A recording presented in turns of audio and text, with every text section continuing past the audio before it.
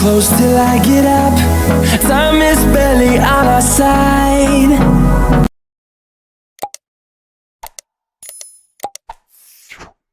Sveti Leopold Bogdan Mandić rođen je 12. svibnja 1866.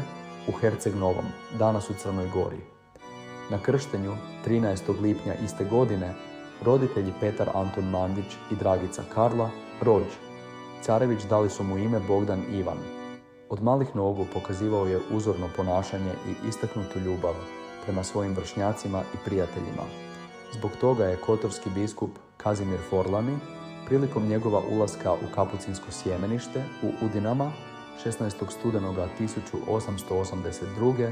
napisao svjedočanstvo u kojem ističe kako je Leopold od najranijih godina davao primjer svake kreposti jer je svim srcem težio kršćanskoj savršenosti.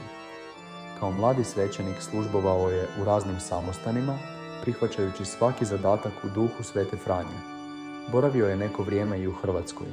Bio je poglavar, gvardijan, samostana Gospe od Zdravlja u Zadru, a oko godinu dana, 1905. 1906. djelovao je i u Kopru.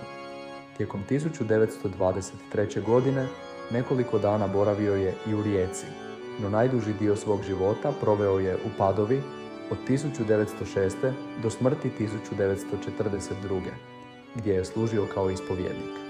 Kad je shvatio da neće moći aktivno raditi na crkvenom jedinstvu, prepoznao je svoje poslanje u ispovjedaonici.